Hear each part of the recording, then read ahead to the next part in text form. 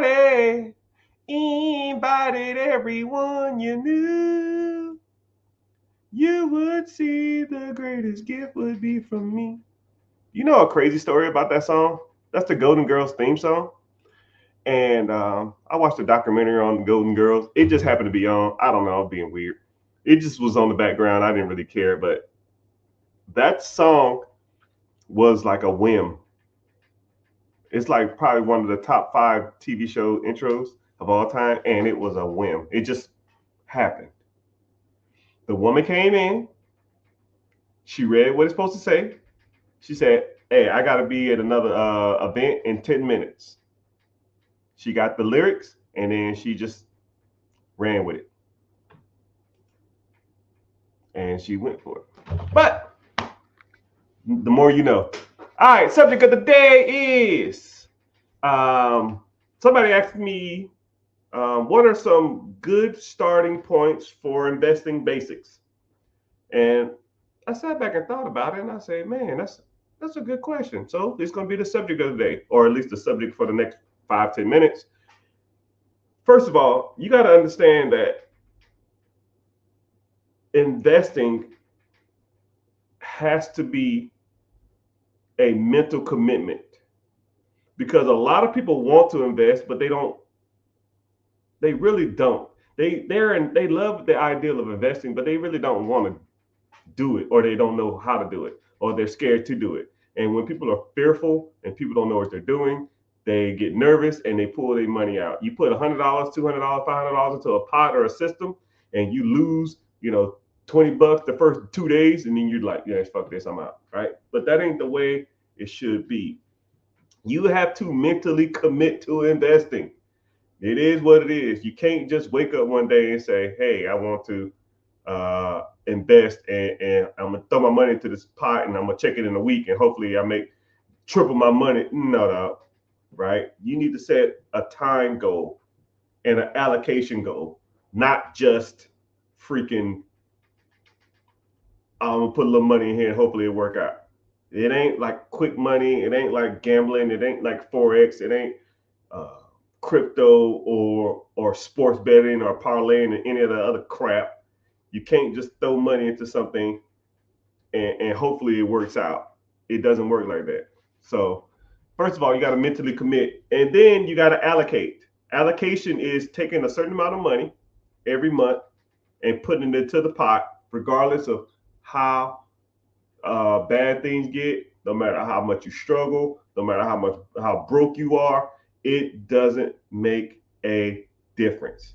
I do not care what you are going through, because I promise you, whatever you think you're going through that's bad, I went through probably worse. I went through, um, dude, it was bad. Bottom of the barrel, eating bean weenies, freaking eating mystery meat, asking friends for $10, $20, $5. You know, it's bad. Homeless, broke, sleeping in my brother's closet, sleeping in my brother's car, asking my brother for money, getting into it with my family. I didn't have it. So when people say that, man, it's always something, oh man, I'll start investing next month when I get ahead. No, you need to start doing it now. And then I'll give you another quick point because I don't want to harp on this too much. You know what I mean? You have to start investing. I call it windfall money. It's the money that you get when you didn't expect it. Things like tax returns, things like things like birthday present money. Um, your mom want to bless you with some money. Your parents want to bless you with some money. An inheritance, a insurance claim, lawsuit money come through, or whatever. You have to take that money and put it to work, and don't worry about trying to get ahead or trying to worry about staying afloat. Right? We all are going through the same things, regardless of how much money you make or how much money you're bringing in, right? I'll say you're bringing in 4,000, 5,000. Let's say if I'm bringing in 500,000 a month, I have the same struggles as you do. I have bills, I have creditors, I have lines of credit I have to pay. But you know who gets paid first? I do. And that's the difference between middle class, low class, upper class, and rich and wealthy people. Rich people will always pay themselves first. If I got an account and let's say if I did $50,000 last month, $30,000 of it is going to investing. And then I'm paying my bills with the last 20. Or 40,000 will go to investing, the last 20 goes to bills or whatever you want to call it. Right? I don't pay all my bills and then I'll invest what's left. No, we don't do that. That's a loser's mentality. Losers invest what's left because there's always going to be something. There's always going to be a tire being popped. There's always going to be engine trouble. There's always going to be a freaking credit card. There's always going to be a late payment. There's always going to be something. Losers pay themselves last. Winners pay themselves first. You work for the money.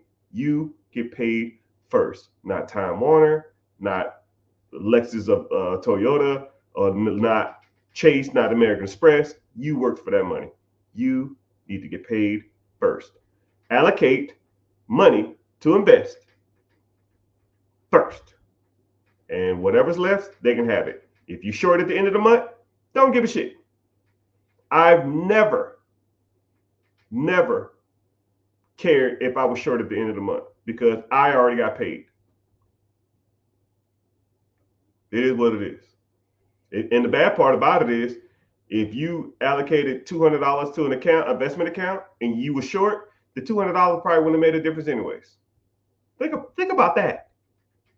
If you put $200 into an investment account and you're $100 short or $200 short or on an electric bill, and then you ain't got no money for no food, or so it wouldn't have made a difference. It wouldn't have made a difference. But I tell you what, my investment pot is going to get bigger every month. And then when that investment pot gets a decent amount, then you take that money and you put that to work. And you constantly put your money to work. And that's, if someone said investing basics, that is investing basics 101.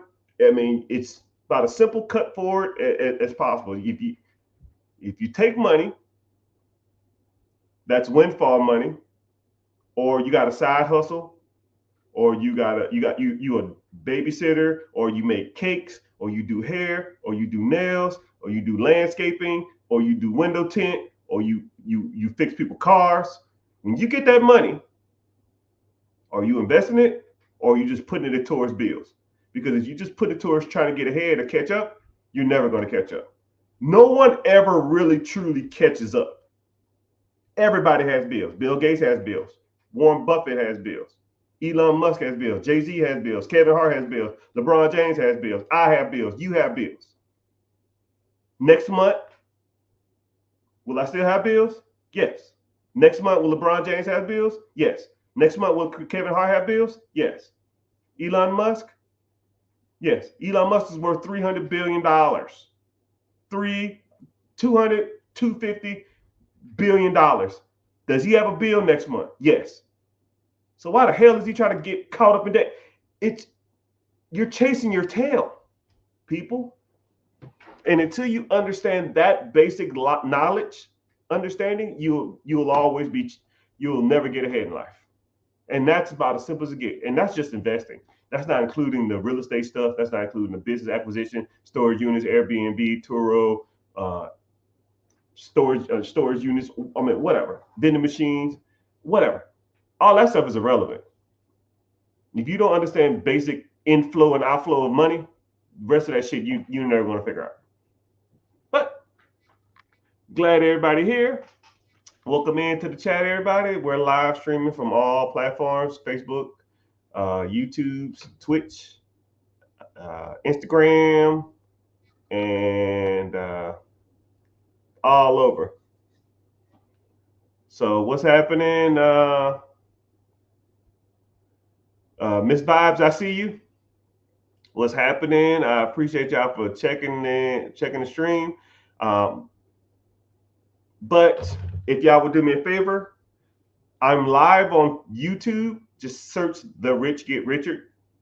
My name is Mr. Richard. If you're newer here, we're gonna get into some good stuff. YouTube is the only one that pays me. You can stay on the other social media platforms, and if you're new here and you just kind of see me, make sure you're at least following.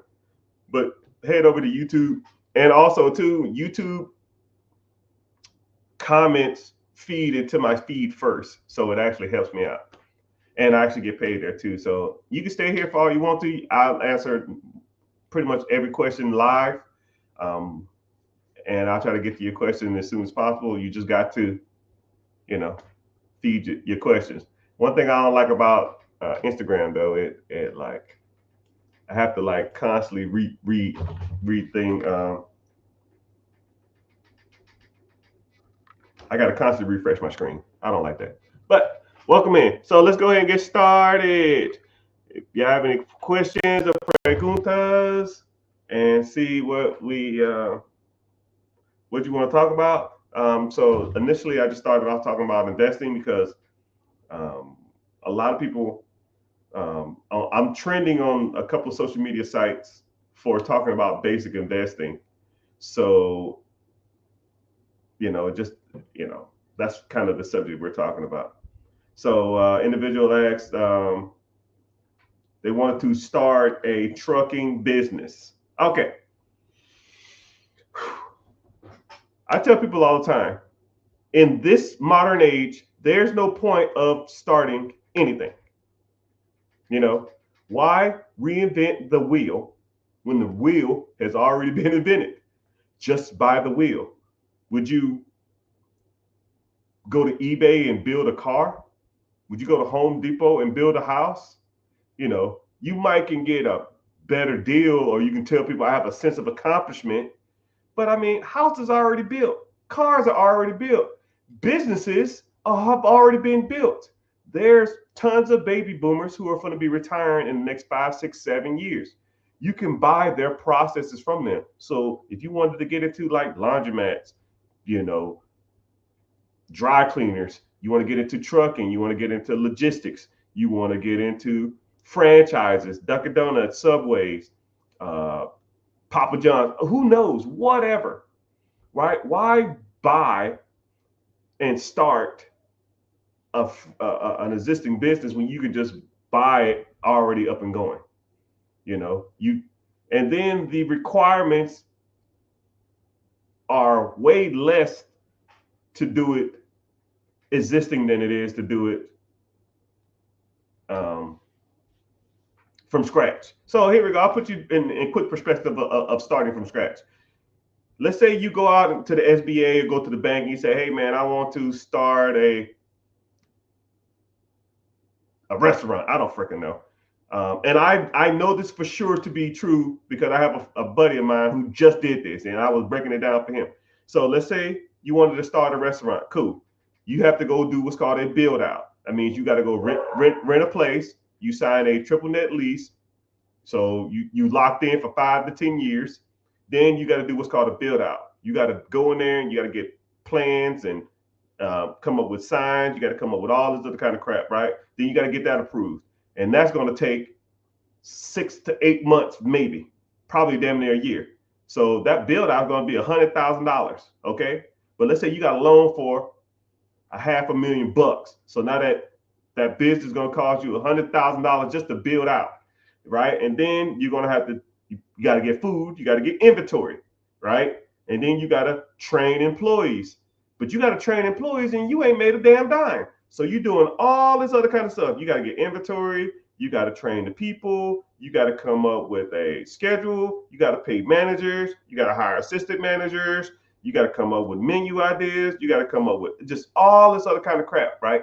And let's say you borrowed $200,000 from the bank to do this, right? You're a year in, $200,000 in the hole, and you ain't made a fucking dime. Not a damn dime. But,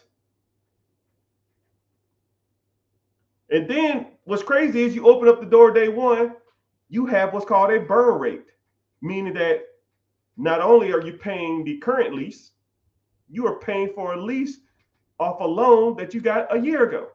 So let's say if your line of credit of $200,000, say the burn rate on that bad boy, the payment on that shit is 10 grand a month or something. I don't damn know. You in the hole 10 grand a month just in credit cards or a line of credit, not including the current bills on the business. So now you have employees, you still got more inventory, you got staff, whatever. Right? So now let's say that burn rate is another $10,000. So you're a negative $20,000 a month and you ain't made a freaking dime. Okay? Not a dime. Negative $200,000 in the hole, and then you're losing 40, $10,000, $20,000, $40,000 a month. So you got a damn sale. Let's say the average meal is, I don't know, $10. You got a 28% food cost. You got a 12% employee cost. That's 40%. And that's not even including taxes. I'll give you another 10% in taxes. So you sell everything, that's $5 out the door. So $5 comes in. So, basic math, if your burn rate is $20,000 a month divided by $5,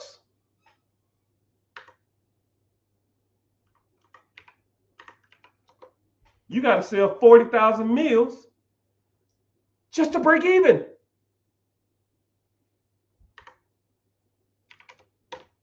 So you need 133 customers just to break even. I ain't talked about marketing. And then you got to get your name out there. And if nobody knows about you, you're screwed. But let's just say there's a business for sale. Same concept that you wanted to come up with. Maybe it's 5-10 minutes down the road, 30 minutes down the road. Who cares? Same concept as whatever you wanted to do. Because I promise you, there's not a business for sale or idea you can come up with that's not a business for sale somewhere in your area. I promise you. Whatever idea you have in your head, there's an older person who's turning 60, 65 that had the same idea 40 years ago. And he already did it. He or she already did it. You can just buy their process. Now let's say that same business is down the street for sale for $500,000. Well, Mr. Richard, I was only going to spend $200,000. Why would I spend $500,000 when I can spend $200,000? Shut up and listen. Now let's say that business is $500,000, and let's say that business is bringing in $200,000 to your pocket. Okay. The requirement from the government states that you need to bring in that you only need 10% down to purchase this business. And if you get some seller financing, you only got to put 5% down. So as little as $25,000. So let's say, for example, they didn't do seller financing. I'll be realistic. So now you got to come up with $50,000. You put $50,000 down. You buy the existing business. You owe the government $450,000. $450,000 over 10 years. Your payment, simple math, $450 over 10 years, probably somewhere in the range of 50 grand, 45, 50 grand. But the business brings in $200,000. You bring in 200, you pay the SBA, Small Business Administration, they're 50. Now you have 150 left. You put $50,000 down, which was 10%. So now you pay back that $50,000 line of credit. Let's say if you borrowed it from your auntie, you borrowed it from your uncle, you borrowed it from your 401k, you borrowed it from a friend, you borrowed it from the bank. You paid them back in the first 6 months. And you still have $100,000 left of cash flow. So let me get this straight. Year one, I bought a business. I put $50,000 down. It was $500,000.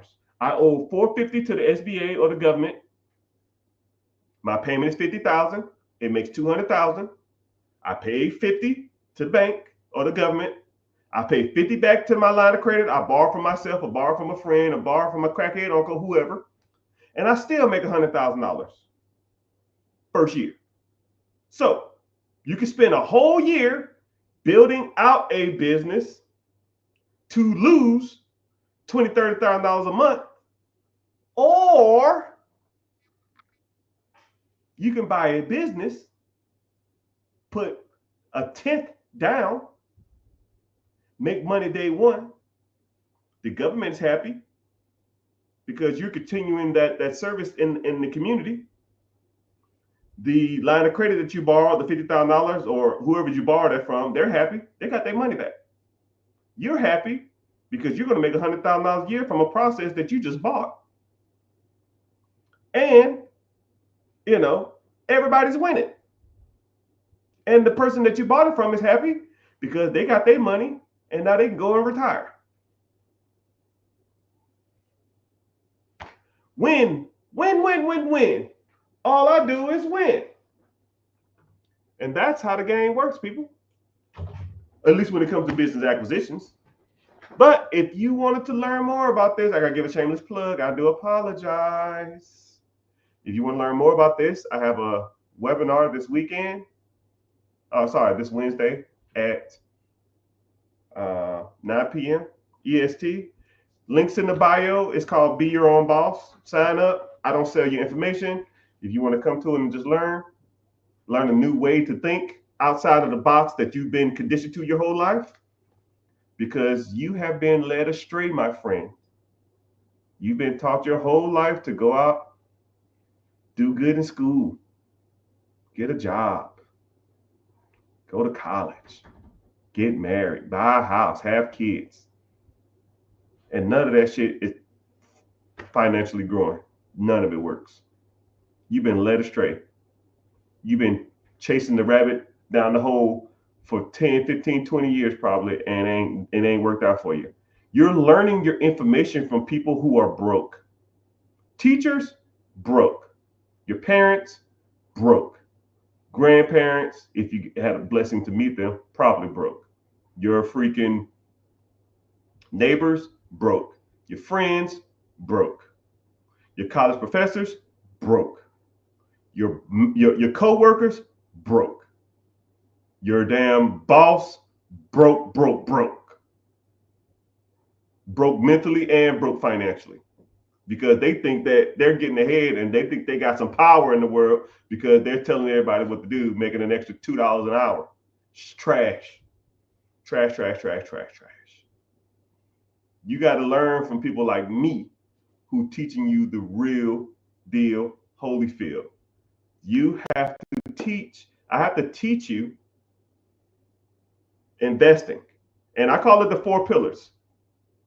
First of all, we got to work on your personal credit, right? You can't be going out here be trying to get $1 million loans with a 400 credit score.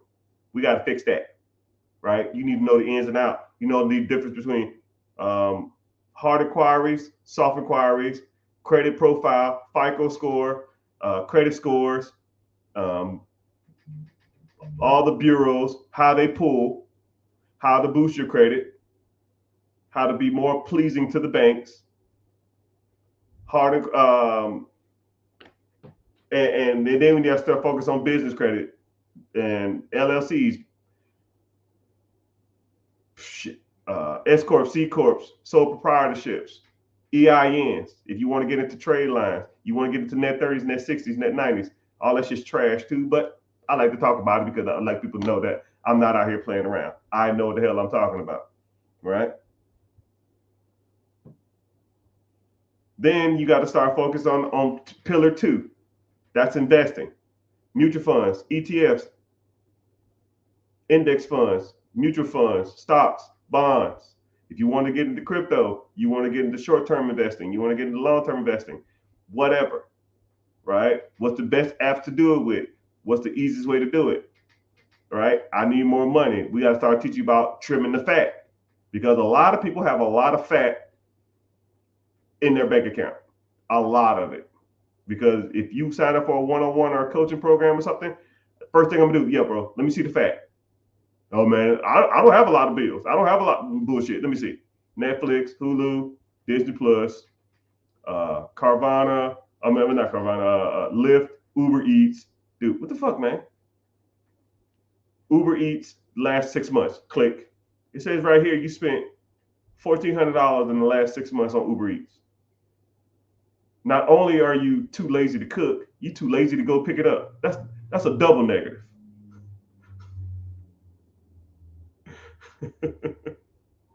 come on, man. Come on, man. You know, who's your cell phone through? How much your cell phone is? When the last time you called them and asked for a reduction or swapped it over to an account that's a lot cheaper? When the last time you called your car insurance and asked them for a plan reduction? You know, you can go, I'll give you a tip right now. You can go to your car insurance website, put your exact information in it, get a new quote. If it's cheaper than the quote you have now, they will honor the new quote. Wow, I just saved you an extra $400 over the next 6 months. Now, what are you going to do with the $400? Boop. You need to start investing.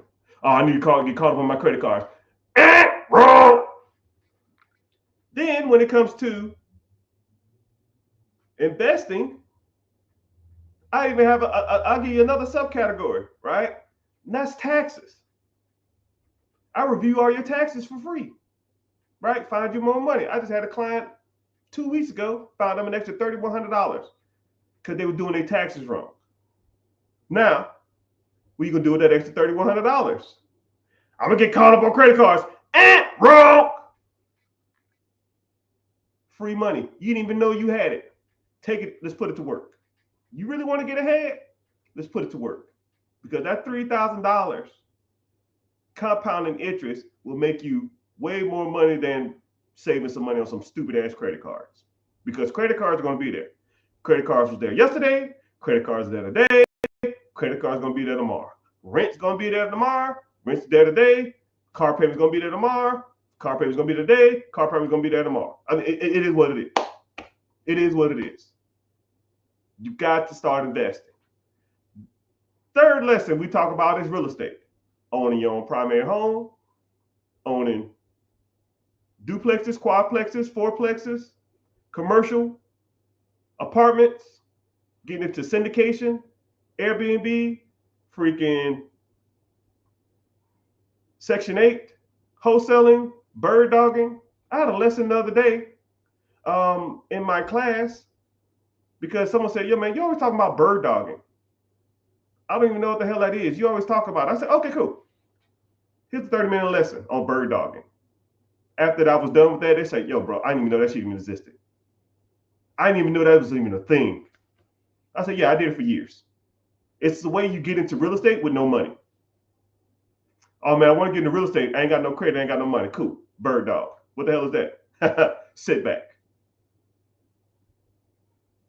But all the ways, lease option, tax liens, sub 2, lease to own. All the different ways you can buy money, owner financing, bird strategy, creative financing. It's tons of ways to make money in real estate. You just got to know how to do it. You got to be taught from people that talk about this type of stuff, not go to college and do good in school and work hard. Work hard at what? Does it look like I'm working hard?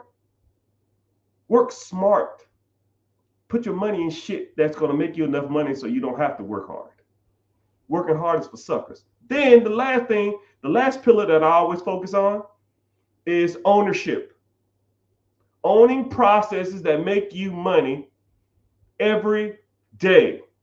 You're not going to get ahead working a 9-to-5. 3% of all millionaires work a 9-to-5. And you know they're doctors, lawyers, engineers, nurses, traveling nurses, and stuff like that. Right? If you don't have a high dollar skill, or if you're not bringing in damn near $150,000 to $200,000 a year to your 9 to 5, it ain't happening. Right? And then there are a couple of exceptions that people will live well below their means, and they invest everything they got, and then when they're 65, 67 years old, they might have a 401k that's equivalent of $1 million. I mean, I get it, right? But majority of people ain't gonna do that. You got to own processes that make you money while you're sleeping. If I own a business, my business makes a sale, and I pay my employees, I pay my staff, I pay my overhead, and then I pocket $400, and that transaction happened at 6 o'clock in the morning. I didn't do nothing for it. Now, how many processes can you own that pays you $500 a day that you do nothing for? Infinite. Now, let's say there's a process that pays you $500 a day, but you got to work 12 hours a day. How many could you own? 2 max, and that's $1,000. And now you tired as hell and complaining that your back hurts and that I ain't getting paid enough for this. But if you own a system that pays you $100, $200 a day that you do nothing for, you wake up, you check your account, you might call your team, wish them some luck, you might pay a little money here and there, say here's a gift card, thanks for your hard work, and go about your business. You got to know how to find those systems. Businesses, laundromats, storage units, Airbnbs, vending machines, whatever. You got to learn about those systems, and nobody is going to show you in your circle. Your teachers, your college professors, your friends, if you got roommates, your co-workers, your family, your mom, your pops, your brothers, your sisters, your kids, right? I'm not trying to be an asshole, but they don't know what they're talking about. I listen to people talk for 3 minutes when it comes to money, and I almost just like, I don't even want to hear it no more. You don't know what you're talking about, right? I started my financial journey in 2008. I bought my first piece of real estate, and I listened to every financial book or read every financial book in the library. Every one. 107 books, and I'll never forget it. I read a book a day, which was rough, but I didn't know. I had no fucking clue, but I know I wasn't going broke again. And I tell you what, the things that I learned from all those books, and I've been applying them all through the years, and I know what works and I know what don't. Right now, I don't know, 6 figures a month, easily. Right? Some months I do better, some months I do worse, but I don't care. And then all that money comes in, and I reinvest it, because that's the game. Pay myself first. I just gave you that lesson. But if you're interested in this type of stuff, you like talking about money, you like talking about different ways on how money works, you done with the rat race, you tired of the 9 to 5, right? My last push, and then we'll get to some questions. Click the link in the bio, join the free class. It's called Be Your Own Boss, right? I don't sell your information. If you come through, you listen, you hang out for a little bit, ask me a couple questions, and if you want to move forward, we move forward. If you don't, you never have to hear from me again. I don't care. I was fine before you, and I'll be fine after you. I don't care. I just got tired of people for years asking me, yo, man, do you have like a program or something where you can sit back and teach people? And cool, I'll walk you through that process. I'll show you what I have to offer if you're interested, and if you are, right? But you get a lecture before we even start, right? I'll break down a lot of this financial stuff before we even start. So, yeah. So let's go ahead and get started. Somebody says, I want to own a laundromat or a dry cleaner that is absentee, but what if my manager quits? What is your fail safe? Okay, good question. What if your manager quits? Generally, management in a laundromat, McDonald's, Dunkin' Donuts, Subway don't give a shit. Management typically are older people for the most part. Older people generally have families. For them, people just don't up and quit for a reason. They just, you know what, y'all, I'm done. Peace. Um, it's it's 12 o'clock on Friday. Today's my last day. I'm out. Because if they do that, they're gonna call you and say, "Hey, man, I got a referral here for John Smith. How was he?" Well, he was a good worker, but he just quit on me one day. I don't know if he's gonna do that with you. He just left, and they're gonna ask him about that in the job interview. And they say, "Yo, man, why'd you just quit? You told him on Friday at 12 o'clock that you're gonna leave, and then you just left. Why'd you do that? Are you gonna do that with us? Now we're not gonna hire you." So more than likely, if a person is older and a person has more responsibility, they're not going to just leave you high and dry. First of all, they have an obligation to probably their family, right? A spouse, man or female, male or female, and or their kids. So more than likely, they're going to give you the respect and give you a cushion before they quit. And if they just leave, right, more than likely, you're going to have other people working there. So you can either do two things. One, if a manager ups and leaves randomly, just I leave, right? Which is kind of weird, but more likely they're not. Every job I've ever been to or every place I've ever worked at has the guy or the girl who's probably the best worker around. I want you to think about your job. There's a guy or a girl that hey man, who's the hardest worker in this place? You already know. When I was in the military, you already knew the guy or the girl. They was the go-to. They did everything. They always worked hard. They never talked bad about anybody. They just went there, worked, left, right? And they worked their ass off. We all know those people. First of all, more than likely, they was already doing managerial roles anyways, or they was already the assistant manager. Boom. Congratulations, young man or young woman. You're the manager now. If you want to do that. Or you tell the individual, hey, you're going to quit in 2 weeks. Let me find a person to replace you over this next week. And then after the week, when I bring him or her in, then you train them how to do your job. And then after a week, you're done. About as simple as it gets. And I hope that helps. And have I ever had that happen? No. Nope.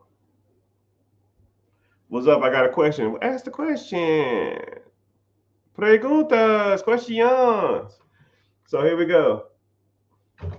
Are you able to do a one-on-one devise a base plan based off persons going through business-wise? Yes. Whenever you, like I said before, click the link in the bio or go to therichgetricher.com, which that website, it works, but you got to type in HTTP / it's kind of corny, but anyway. So, but you can just click any link if you're on Instagram, YouTube,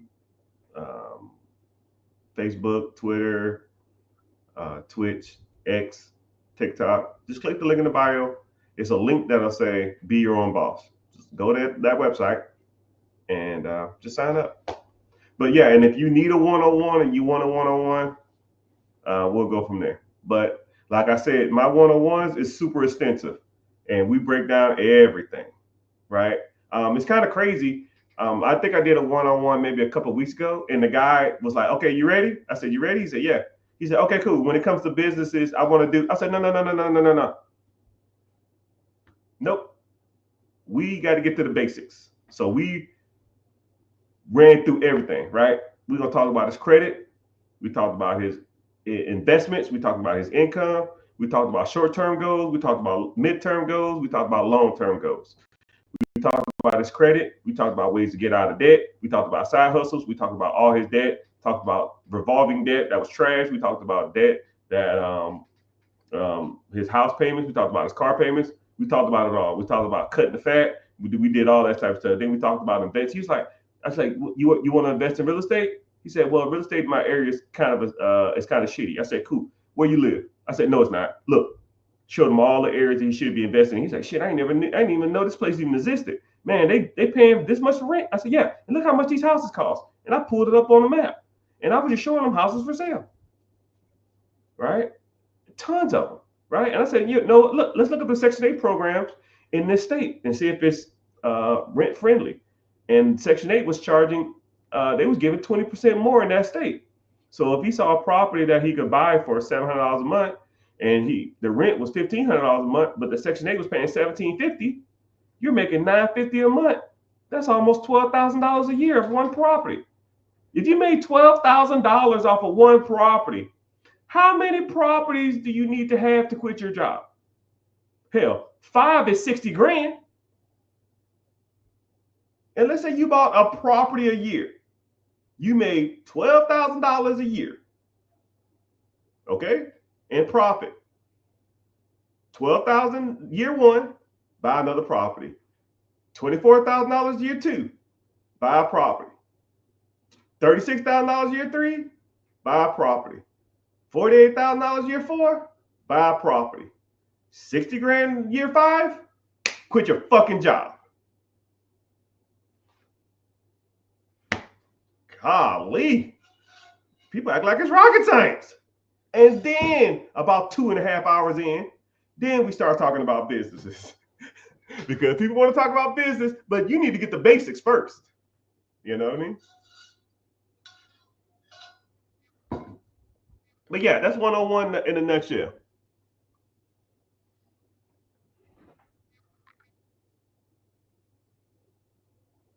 Quick question. Go ahead, ask the question. I'm zoning. Whatever y'all want, man. I'm giving it. I'm giving y'all the game.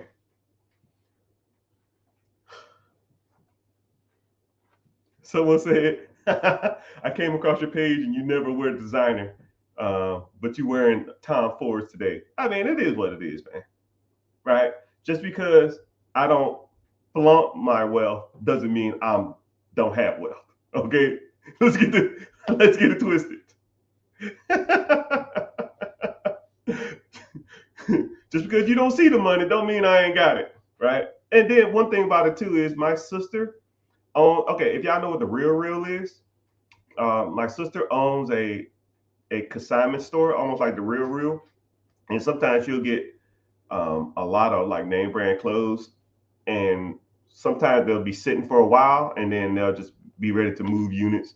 And a lot of the stuff that I get, it'll just be like consignment stuff. They'll be like, oh man, these Tom Fords, I think they was like $400. They was on her website for $100. I think the guy wanted like $50 for it, and she takes 50. You know, she had them for sale for 100. The person gets 50, and she gets 50. She gets half of whatever she takes or whatever she sells it for.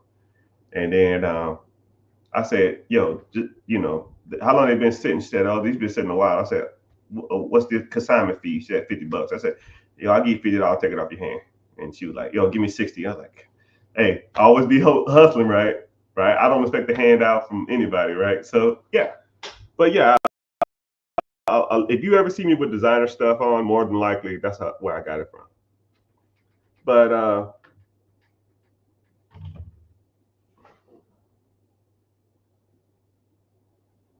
someone said, I wonder what the payment's going to be on a $450,000 loan. Hey, simple math, man. The average SBA loan is about 10%. 10% interest on $450,000 is about $45,000. I'll round up. That's $500,000. The average SBA loan is 10 years. $500,000 over 10 years is $50,000 a year. Simple. Say word. Where do I sign up? Click the link in the bio, my guy. And then we also talk about credit, and we also talk about business funding, because a lot of people don't have access to capital, and I'll show you how to raise capital, how to get your own capital.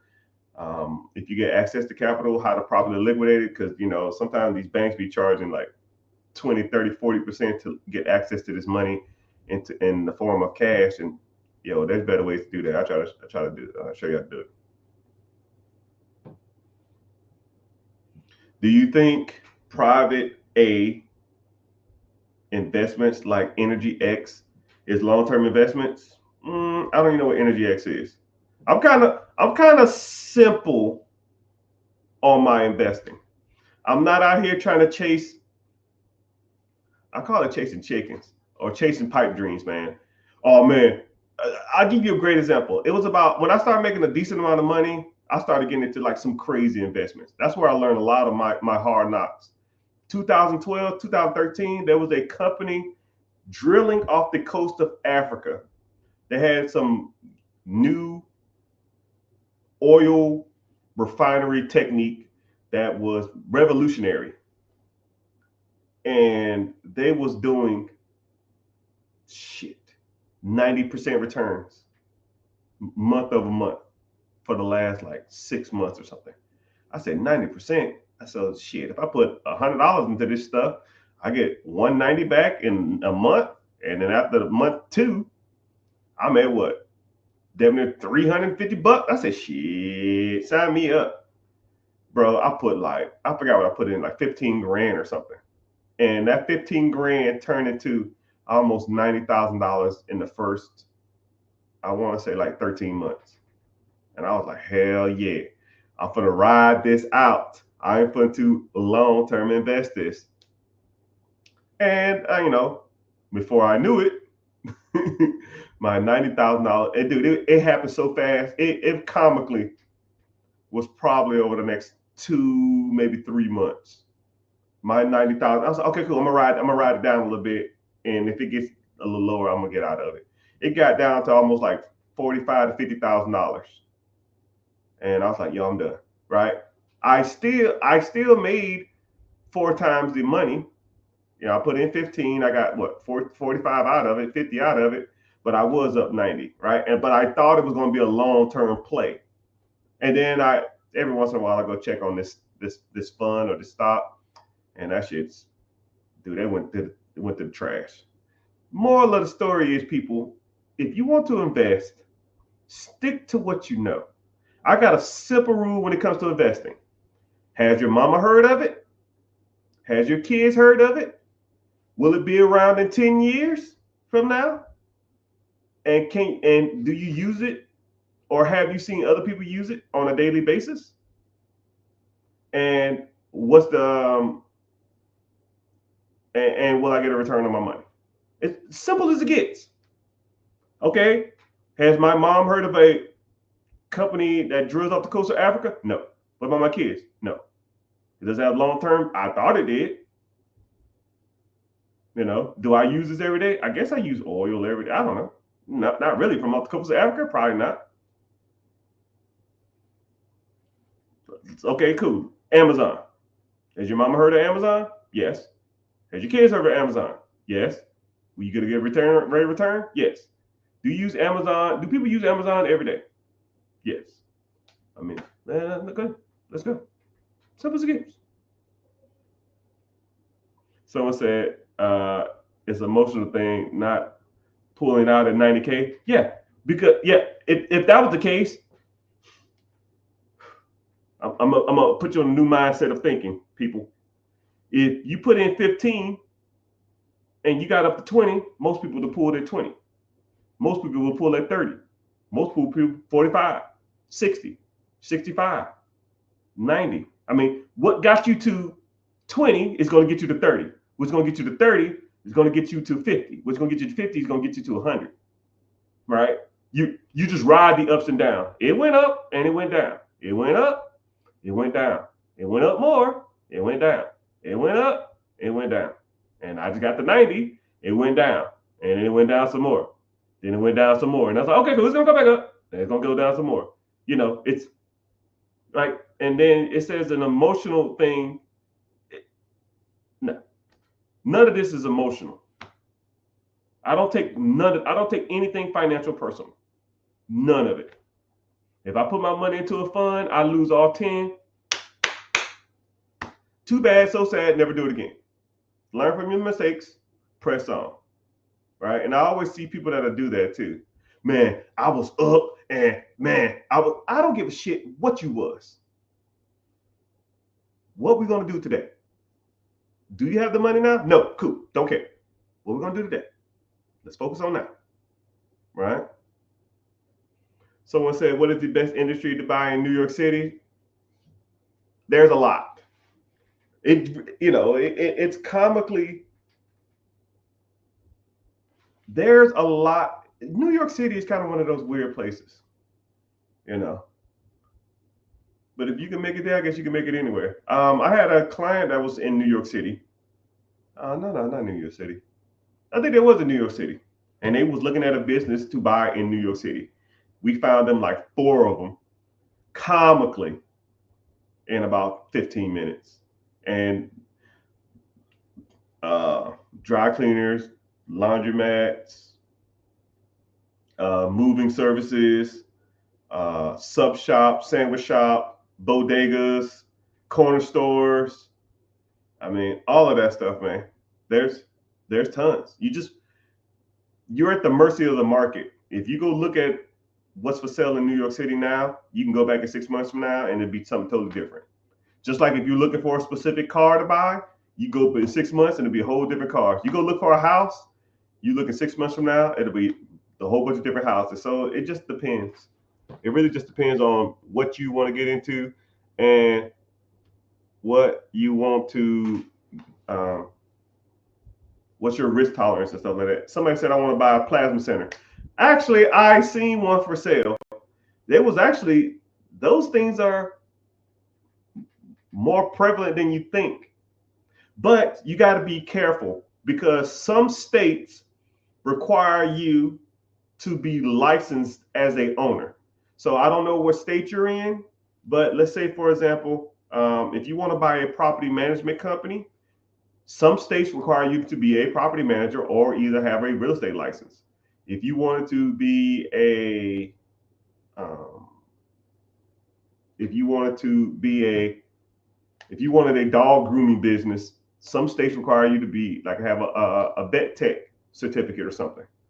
If you wanted to buy a accountant firm, some states require you to own a CPA or to have a certified public accountant certification before you own those type of establishments. So you got to be careful. But a lot of times, whenever you're buying a business, you can almost ask the owners, or you can ask the brokers, are there requirements for this state to purchase this or the acquisition of this business? But yeah, plasma banks, blood banks, the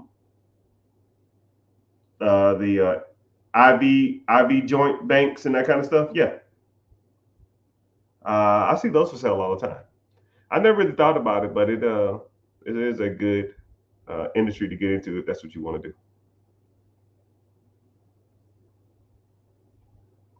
So let's get to the question. Preguntas. Yesterday we had a good lecture. Yeah, yesterday that bird dog stuff, man. We talked about being a bird dog, which a lot of people don't even know that even exists. So yeah, in class we talked about being a bird dog, and yeah, people got value from it.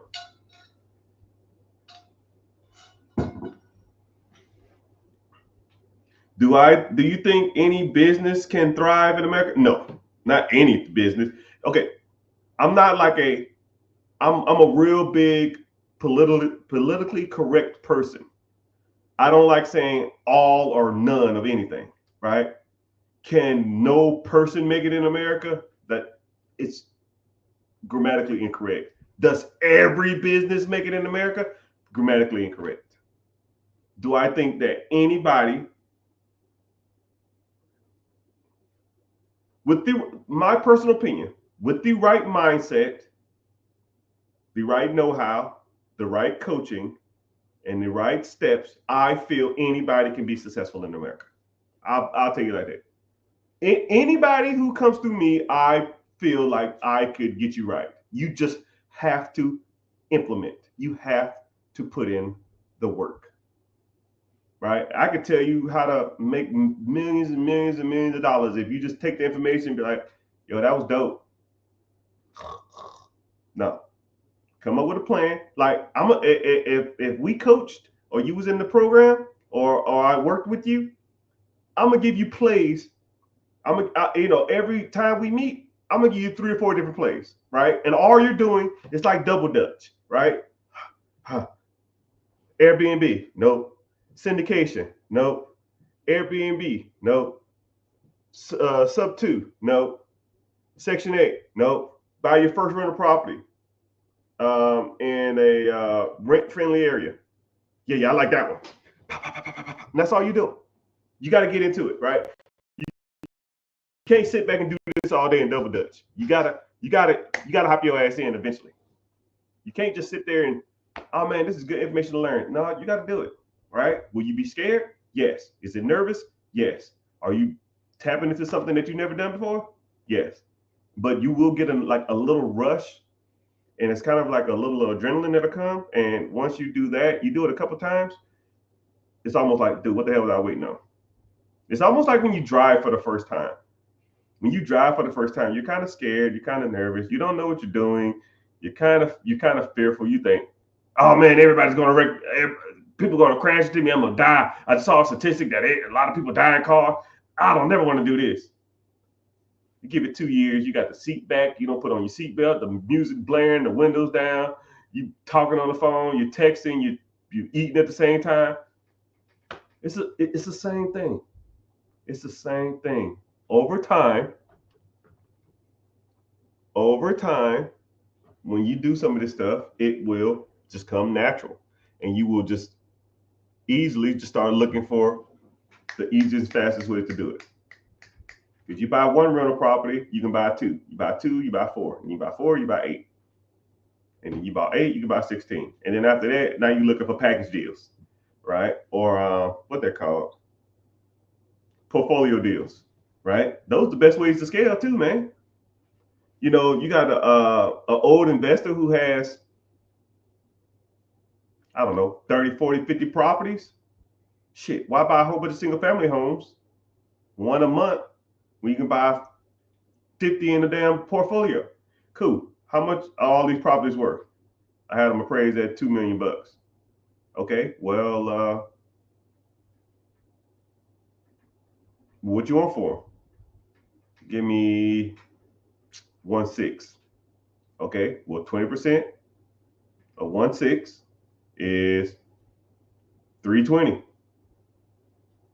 You put 320 down, you got $400,000 worth of equity. You pretty much get your money back as soon as you sign the shit. But that's how you scale. And then the rent will pay for your down payment. I mean, let's be real, people. Let's be real, people. But commercial break, y'all. Like I said, I give you 15 minutes worth of game, and you got to listen to me solicit for 15 seconds. 15 for 15, right? I don't know where you're watching from, TikTok. Just make sure you're tapping the screen. Let's tap for 15 seconds while I talk.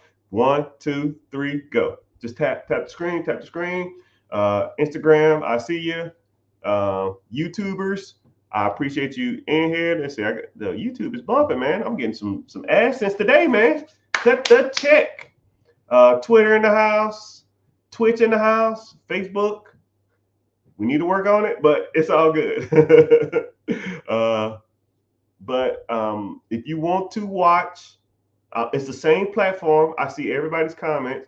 I just get paid from YouTube to be here. So 2 things. 1, I have a free webinar coming up this Wednesday. Click the link in the bio. Join the free class. Like I said, I don't sell you information, but we talk about, raising money from the banks. We talk about buying businesses. We talk about buying real estate. We talk about credit. We talk about business credit. We talk about business funding. We talk about stocks, bonds, mutual funds, investing, compounding interest. It's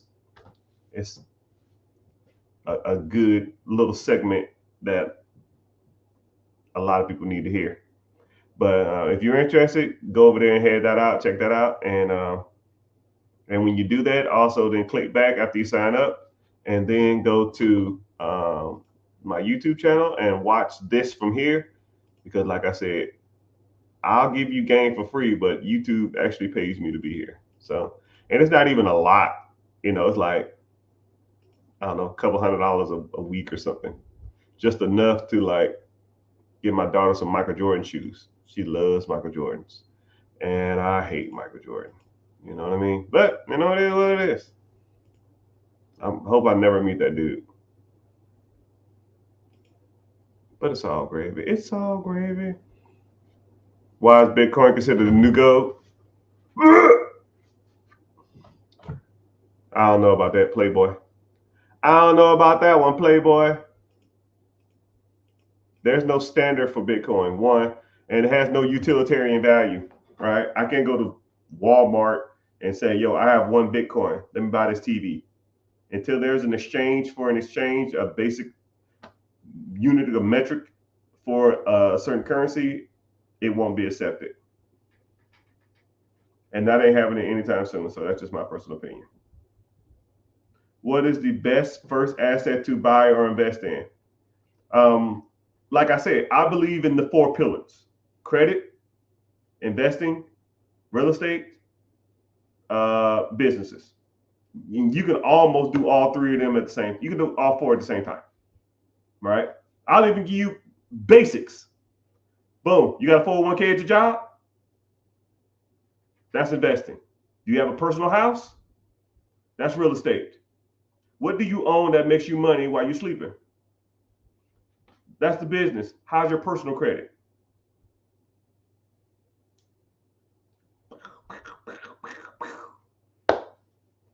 You should be tackling all 3 of those or all 4 of those damn near every day of your life.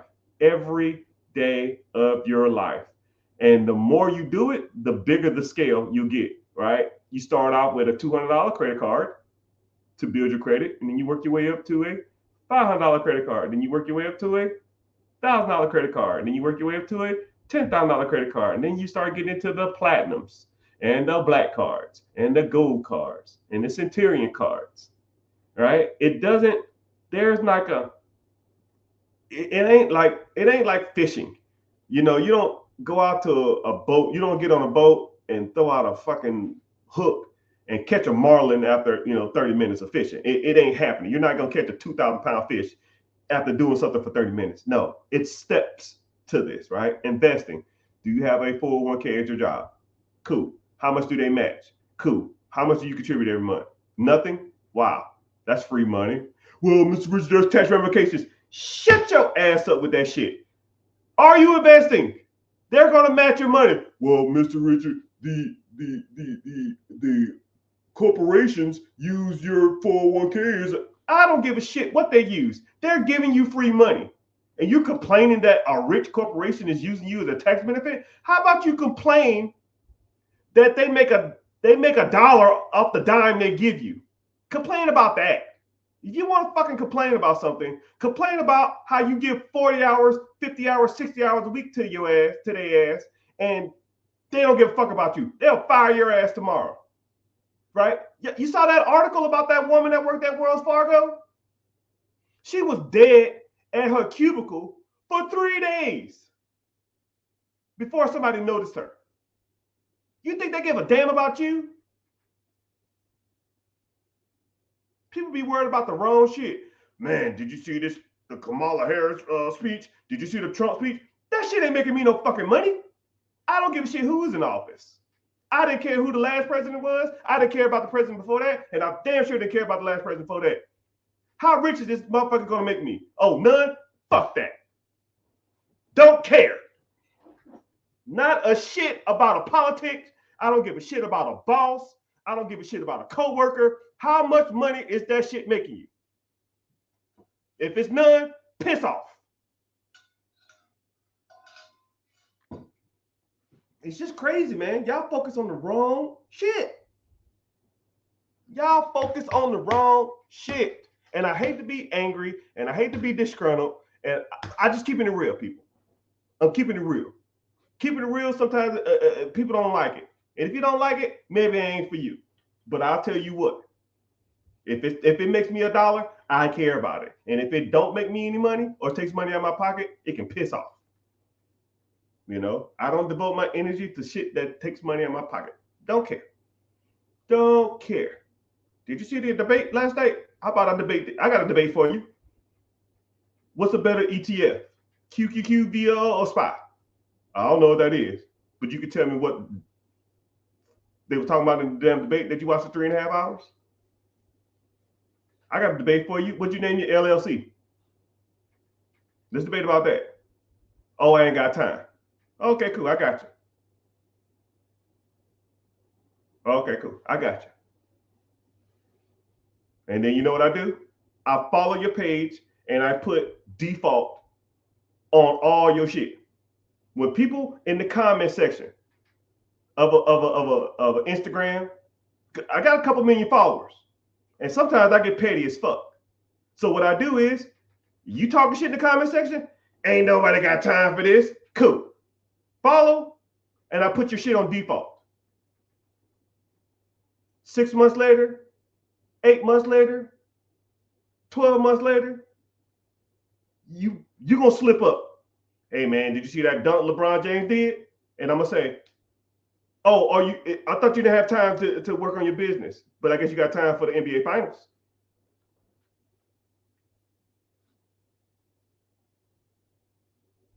Block. I'm that guy. I'm that guy.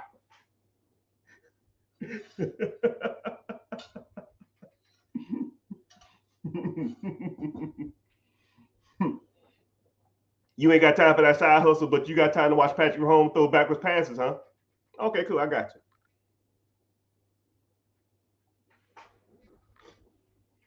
But if you invest in 25% credit cards, why not pay them off? Brother, we all have debt.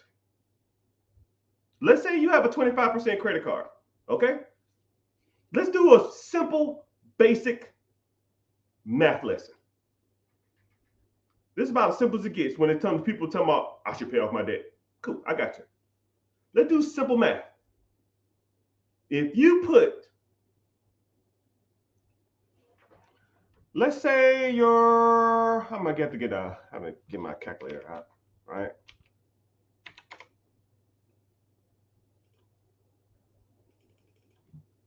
Let's say you have a 25% interest credit card, which, god dang, that's a lot.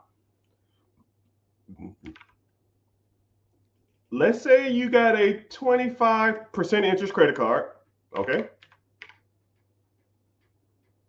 And let's say your payment is,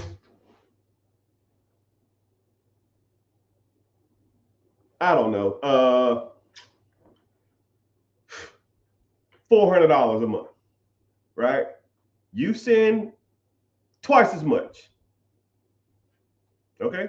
Twice as much, which is $800. You're going to pay that credit card off, and let's say you owe, I don't know, $5K.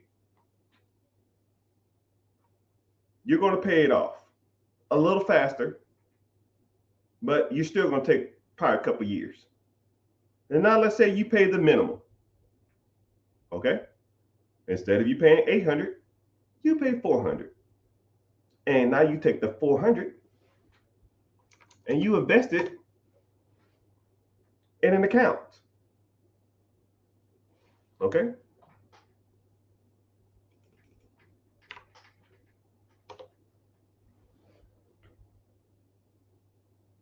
In 5 years, that account, the extra $400 you put into that system, would be worth $36,000. So you can pay off a $5,000 credit card at 22% interest, or you can invest and have an account with $36,000 in it. Like I said before, we all have bills.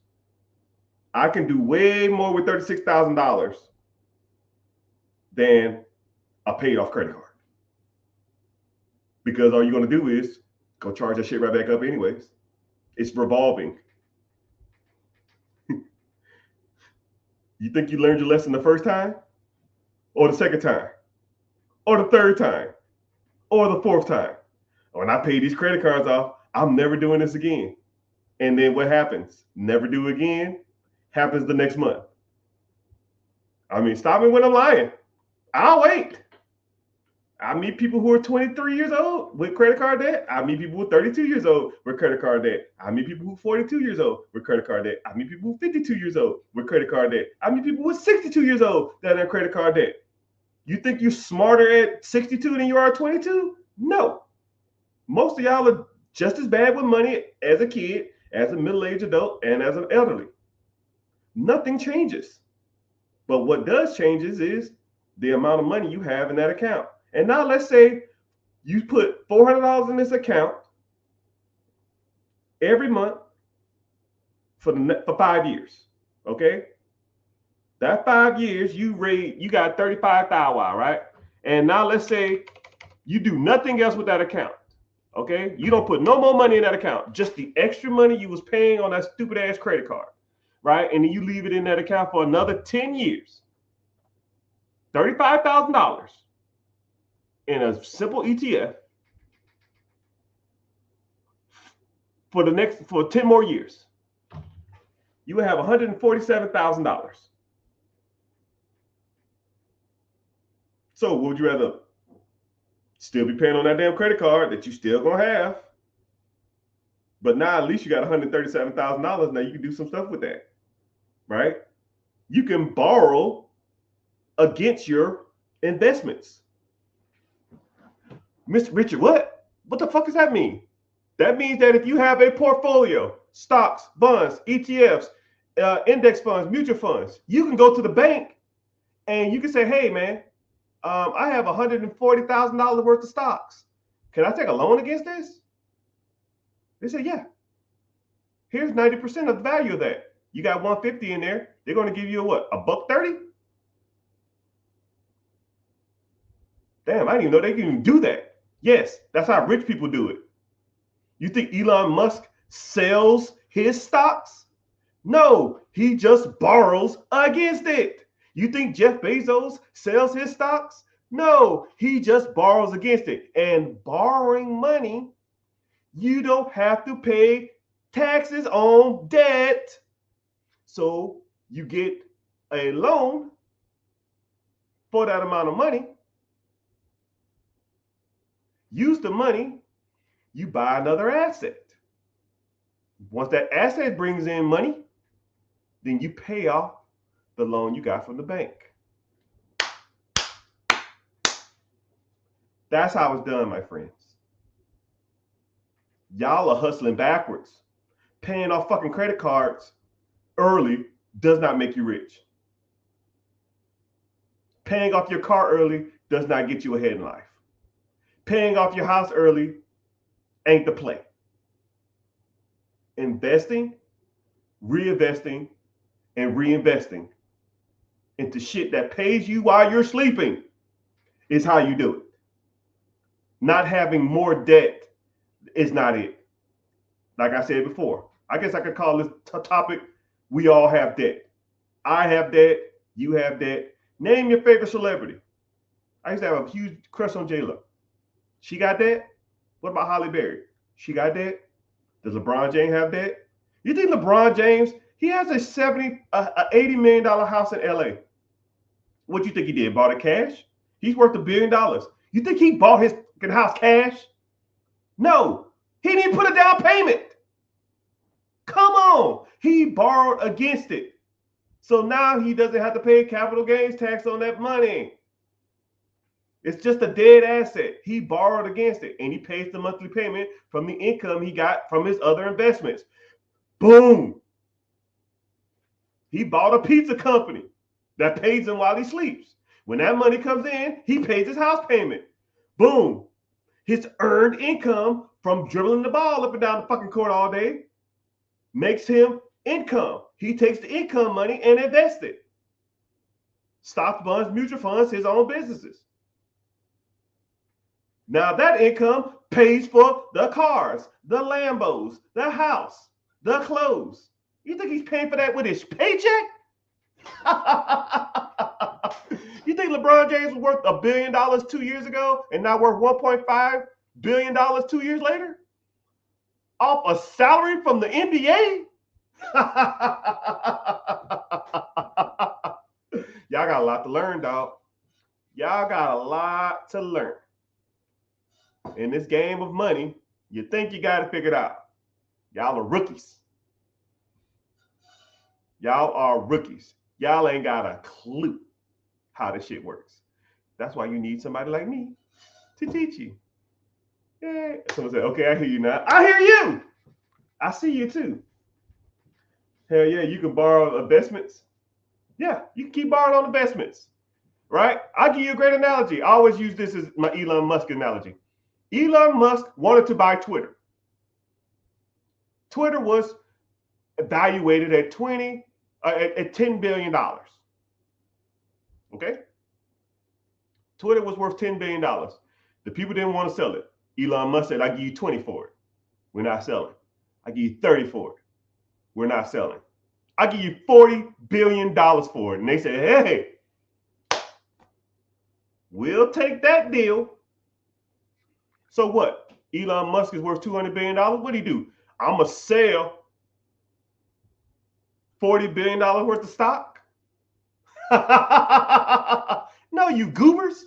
No, that's dumb. If you sell your stocks, you got to pay taxes on that money. But what did he do? He went to the banks and took out a loan against his stock portfolio to buy Twitter. He purchased Twitter with 100% debt. The payment on $40 billion is probably $200 million a month. And now y'all thinking, man, I got to pay this debt off. I got to pay this off super fast. No. Say if Twitter brings in $350 to $400 billion a month. 400 comes in, 200 goes out, you pocket 200. Simple as it gets, people. Now, if Elon Musk can do that at a $40 billion level, you can do it at a $40 million level. Hell, you can do it at a $4 million level. Let's keep going. You can do it at a $400,000 level. You can do it at a $40,000 level. Let's say if you have stocks or 401k, and let's say you have $60,000 in that account. And I see it all the time. Hey, man, I'm thinking about cashing out my 401k. Why? Because I need the money for something. Borrow against it. That way, your money can continue to make money. You take that money, buy something that makes you more money. And when that money comes in, you can pay off the loan. And then you still can take care of whatever you need to take care of. While your other money is still sitting in the account accruing interest. That's the game, people. Or at least one of the games. But hey, it is what it is.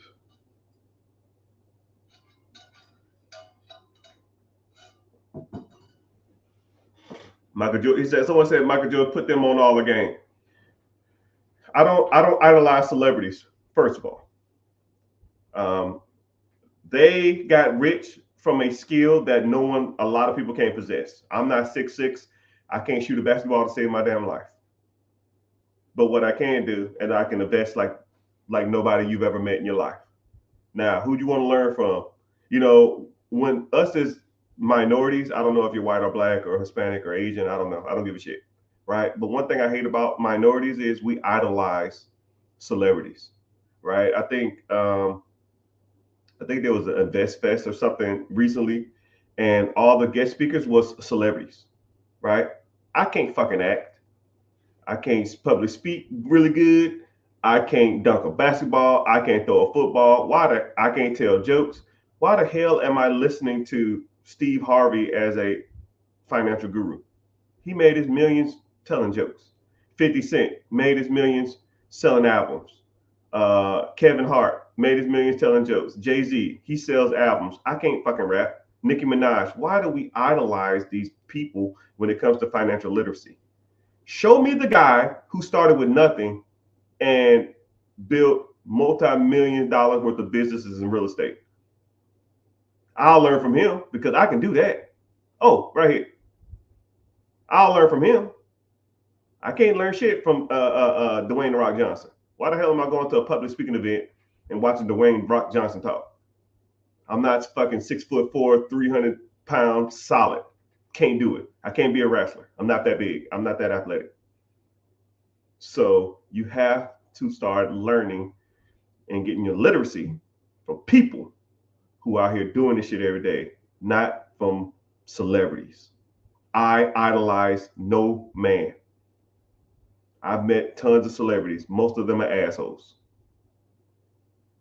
Most of them. Me and Ludacris almost got into a fist fight because he talked shit. He was talking shit to me and my wife. I almost punched him in his fucking throat.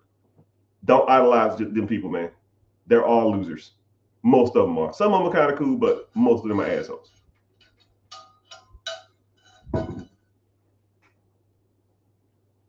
Baby mama be getting. No, I don't want to hear that shit. Someone said baby mama be getting in the way. I don't want to hear that. Nobody gets in your way. Not your mama, not your baby mama. Like, dude. I love my wife, but when it comes to the money thing, she just lets me handle it. She can guide me and or assist me on certain things, but I don't do that. Right? I'm out here studying. I'm out here in the streets. I'm out here learning. Your baby mother or your mom or your friend or your neighbor or your boss can't tell you shit. You out here, it's your money. JG Wentworth. You do you do with it whatever you want, right? If it fails, they're not going to be there to help you get up. But if it hits, they're going to have their hand out. About as simple as it gets, my guy. About as simple as it gets, my guy.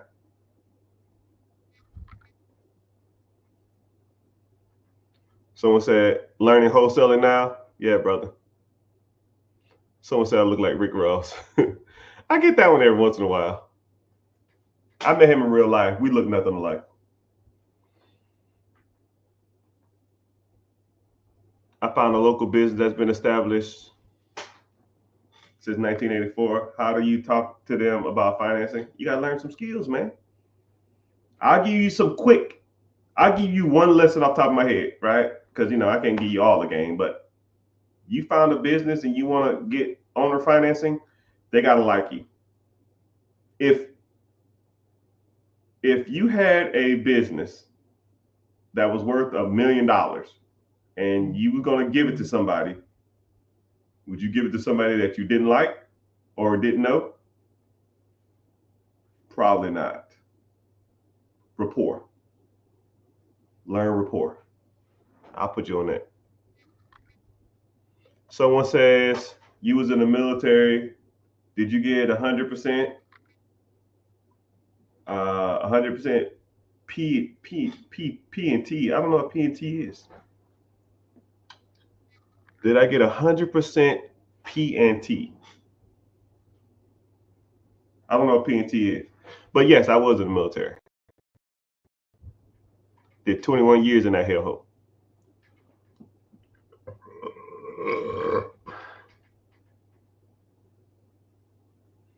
What's the best websites or the best apps to look for real estate?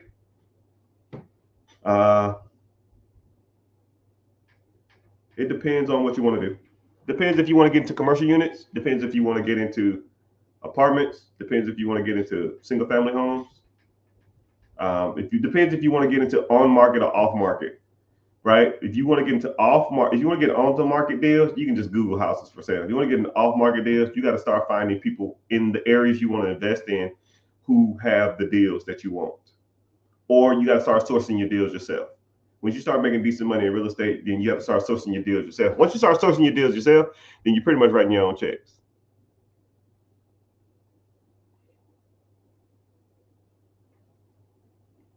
But I'm glad y'all here. Y'all go ahead and give me some check-ins, man.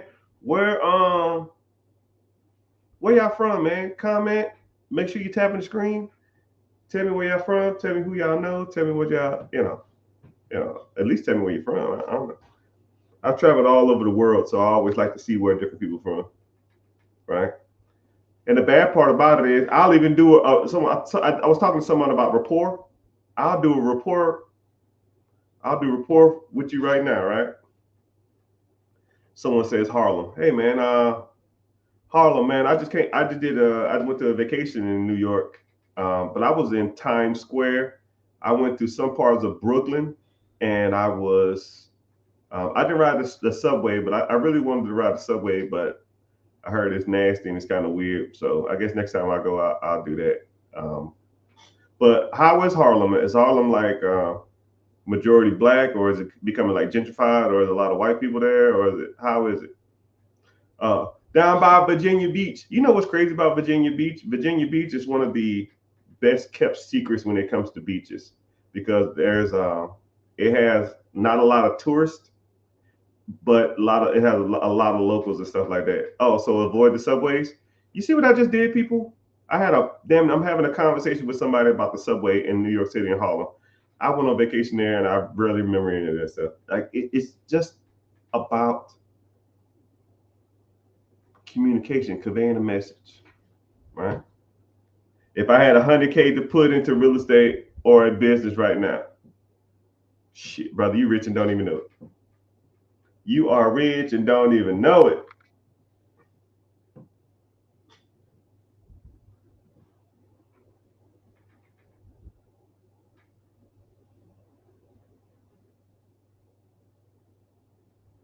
Someone said, uh, to your point, Jay Morris allegedly got $11 million for the Tulsa real estate fund. Yeah, and he ripped all them people off too.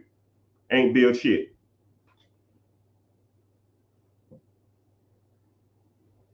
Who's to blame? Him, right? So to take on a fund, I'll even break that down. So there's a guy named Jay Morris. Jay Morris took a whole bunch of money. He raised a whole bunch of funds to start a Tulsa real estate investment group, and apparently didn't build shit. That is syndication Ponzi scheme 101, right? Syndication is when you're an investor, you take pools of money from people, and you find a project and you build the project. However, if then you're supposed to pay those people a dividend. But if you raise $11 million and then the money never goes to anything, but you have to sign a clause saying that you are investing, and you invest at your own risk, and if you lose your money, you lose your money. So in theory, if you did a syndication deal, you can almost essentially raise all this capital in the world and then just tell people it didn't work out, and then they're just on the hook. It's kind of fucked up. I'm not a huge fan of that shit, right? If I'm gonna take on someone's money and take on someone's investments, but please believe we build some shit, right? I almost think I should get into that, because a lot of people try to send me money to try to raise to buy apartments or buildings and commercial units and shit like that. I don't want to touch anybody's money, but yeah. Moral of the story is that a lot of these gurus out here think they know what they're talking about. They be on some bullshit.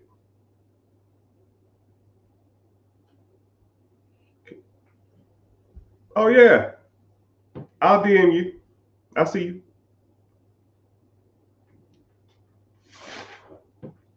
So what we got? Preguntas, questions. Someone said, I have $100,000 cash. You got $100,000 cash. You rich and don't even know it. Kansas City, you are rich and don't even know it, my boy. But you almost, so one thing that if you had $100,000 to invest, you almost got to determine what you want to invest in, because there's pros and cons to real estate. There's pros and cons to owning your own business. And to get started in the real estate is probably a little easier and a little faster, but There's tax benefits. There's capital gains benefits. Um, there's a lot of benefits to real estate. I'm not gonna name them all. I named them in my head, but I didn't. I was like, yeah, I'm not saying all the shit. But to buy in a business, you get a lot of cash flow back, but then you have a cash flow problem. Then you have to pay taxes and capital gains on that too. So they have their pros and cons. I think that's why I try to explain to people what the pros and cons are of having both of them. Right? But there's a free class coming up. Click the link in the bio, join the free class, and we can go from there. No, what I'm saying is that $3,100 pay off instead of investing first. Devin, or I try not to say anybody's names on lives, but I'll say your name. You're not gonna tell me that paying off a credit card is more beneficial than starting investing. You're never gonna convince me that. If you pay down a $3,000, $5,000, $10,000 credit card, it is revolving debt. You pay it off, and then you will be right back in debt a year later. And then you're going to be paying it off again. You're chasing your own tail, man. A lot of people think they're smarter than like, dude, you're overthinking it too. And then you're losing out on the years. You're losing out on the years. I have it in the calculator right here. Let's say if you put $35,000 in an account in a simple ETF. If you started investing and you did it for 10 years, that will make you $140,000. But let's say you waited 3 years. It will be 89,000. So you lose out on making $54,000 because you waited 3 years to pay off a damn credit card. A $5,000 credit card cost you $54,000. It doesn't make sense, sir. I'm not trying to be a butthole. Would you rather have a paid off credit card or an extra $56,000? Your choice. Man, I ain't got no debt. Fuck that debt. We all got debt. This house is debt. I got cars that are debt. My kids are debt. Right? They take money out of my pocket every month. What, I'm going to pay that off? I'm going to pay off the house? No. You take the money that you can afford to go to zero. You put it in the pot. You let it grow. You borrow against it, or you use it to buy something that makes money. Real estate or a business or something of that nature. And then that money's going to come in. You save that up and then you buy more shit. That makes you more money. And then when you're bringing in 40, 30, 60, 70, 80,000, $100,000 a month, you ain't got to worry about no damn credit cards. You know how much my credit card bills are? Dude, I got like 70 grand worth of credit card debt from running all my businesses and real estate and stuff like that. You think I give a damn what my credit card payments are? You think I'm trying to pay them off? I don't care. You talking about a $3,000, $5,000 credit card, man? No, that's trash. Invest. Take the money from your investment and buy something that makes money. If I bring in $100K next month, you think I give a damn about a credit card bill? No. Come on, man. Think bigger.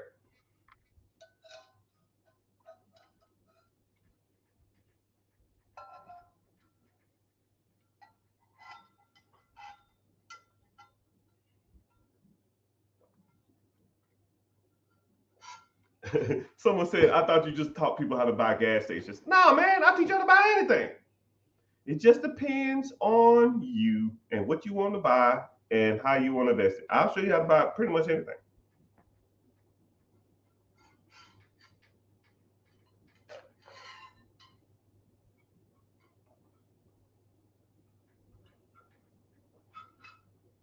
Someone said, if I knew about ETFs at 18, I ain't even going to read the rest. You know about them now. What you going to do? I don't care what happened yesterday, man. We don't care. I'm here to tell you right now, we don't care. You didn't know about ETFs at 18. You didn't know about real estate at 18. You didn't know about buying business at 18. You didn't know about credit at 18. You didn't know about investment at 18. But you know about them now. What you want to do? Because 5 years from now, you can say the same shit about now. Man, I wish I'd have did something. 5 years from that, man, I really need to get started. 10 years from now, man, I know all this game, but I got to put it to work too. You're just saying words, man. You got to put it to work. Put it to work.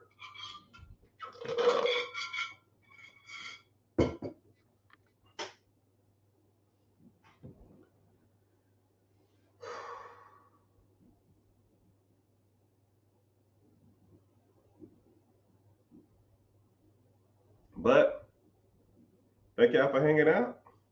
Appreciate y'all being here. Ask the questions. We cooking, man. We got a lot of people in this chat. More than I thought was going to be here. But, it is what it is. I said I was training online. Might as well, you know what I mean? So, yeah. Oh, man. My butt hurts. Someone said never meet your heroes. Yeah, man. Yeah, because the one time you do meet them, they'll be buttholes to you. And the weird part about it is, man, I'm not saying I'm a celebrity or I'm well known or anything, but even me, when I meet people, I still try not to idolize them, because if they turn out to be assholes, it's just gonna piss me off. You know what I mean? So it's all good. It's all good.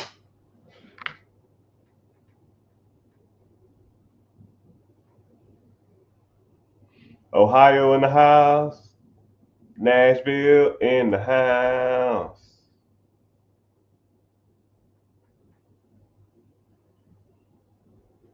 Someone said I'm a millionaire from real estate. Yeah, that's about as simple as it gets.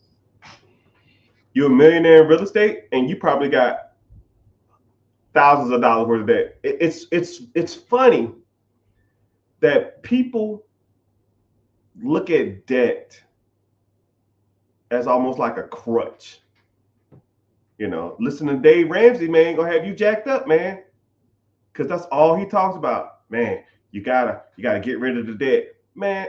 The debt, make more money. Like, think about it like this. I'll even give you a super easy scenario.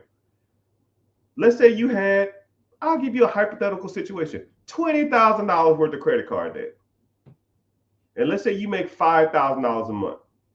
You got $20,000 worth of credit card debt. You make $5,000 a month.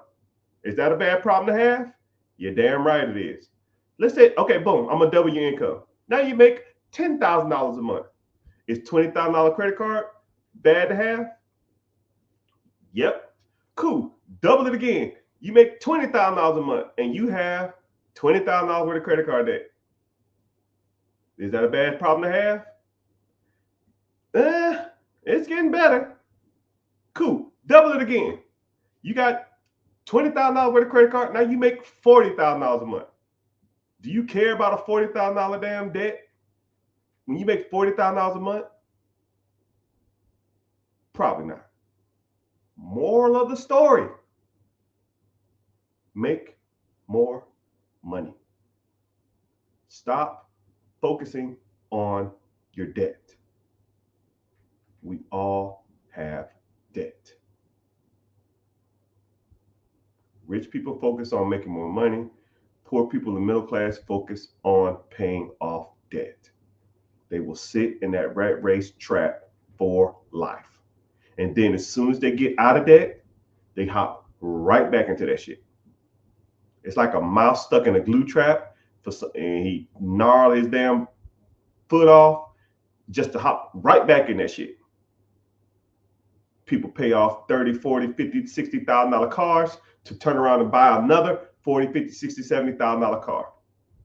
People rack up $30,000, $3,000, $4,000, $5,000 worth of debt just to turn around, get their income taxes, pay the shit off, just to rack up another $2,000, $3,000, $4,000 debt.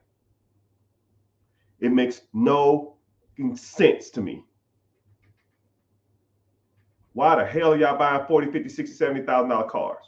Why the hell are you racking up credit card debt every freaking month? And then say, oh, I got to pay this off.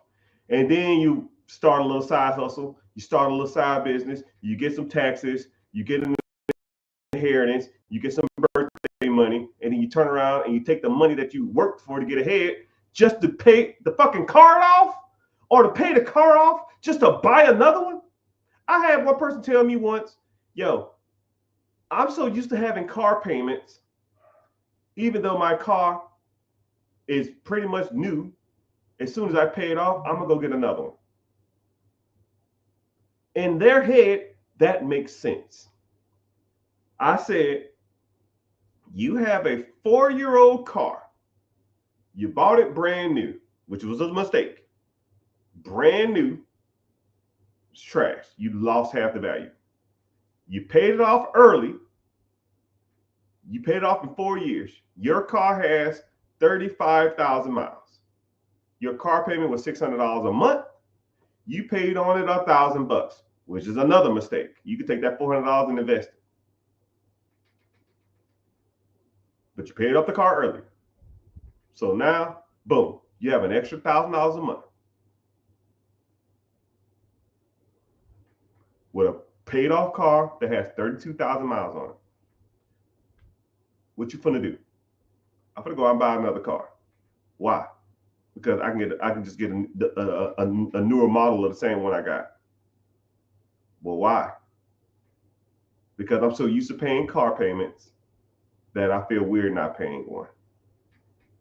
That is the dumbest I've ever heard in my life. And then 2-3 months later, I see that individual. And then the bad part with the same car, just a different color. Same freaking car, different color. They went from like a 2016 to a 2020. And then the bad part about it is it wasn't even like the upgraded year. You know how they take like 5-6 years with the same car? She got the car as soon as it came out, 6 years later, or 4 years later, same car. One of my old co-workers in the military.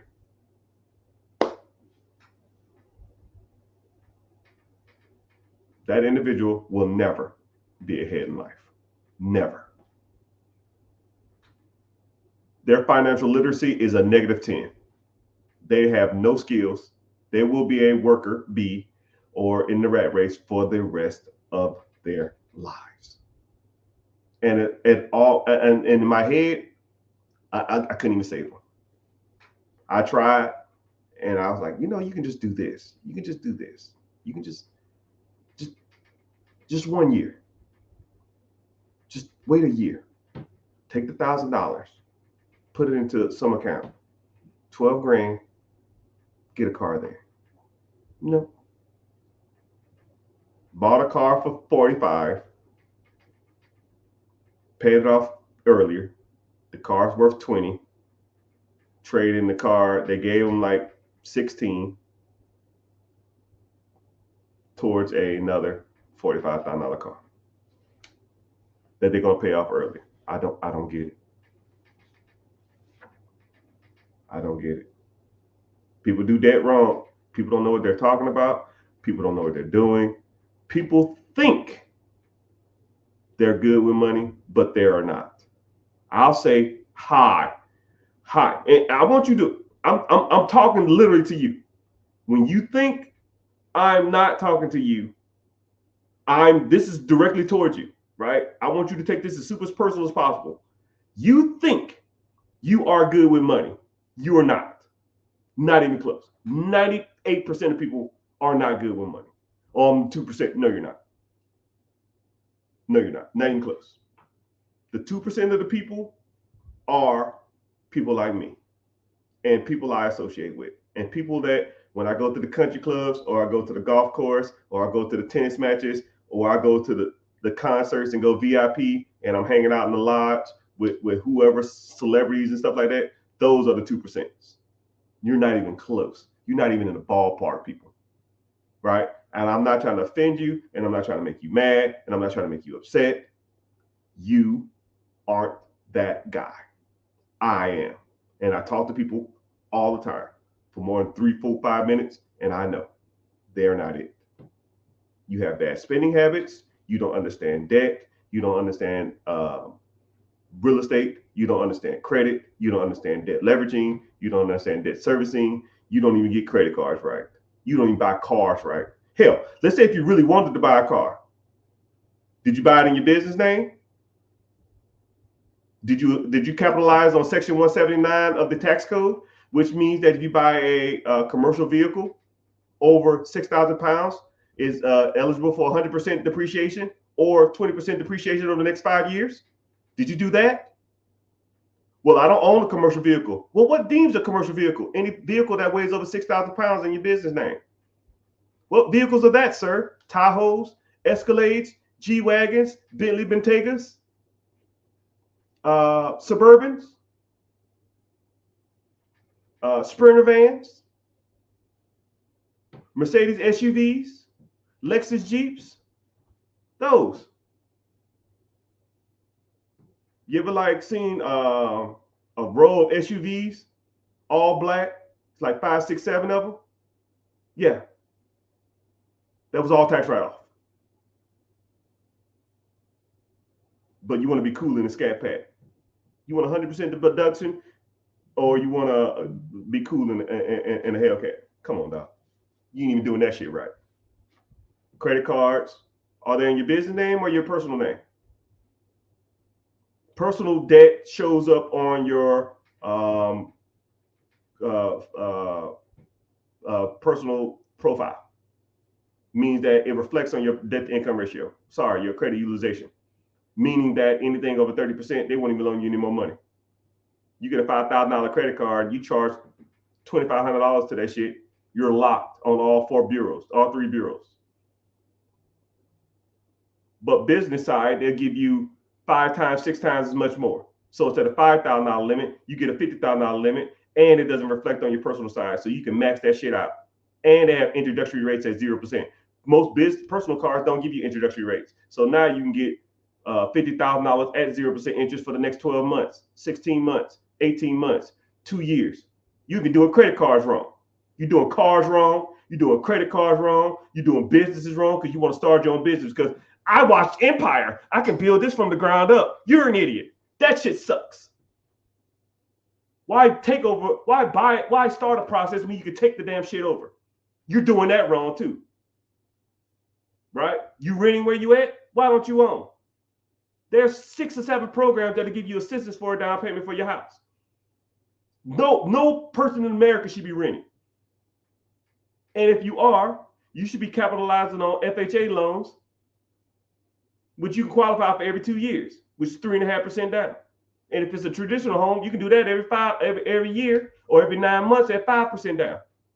You can save that into a mutual fund or your 401k, borrow against that. Now you can use that money for another down payment, rent out your previous house. You can buy a new house every damn year if you wanted to, with 5% down instead of 20% down, which is traditional for an investment property. You're doing that wrong too. I'm the 1%. You're doing it all wrong. You don't know what you're doing. You are not that guy or girl.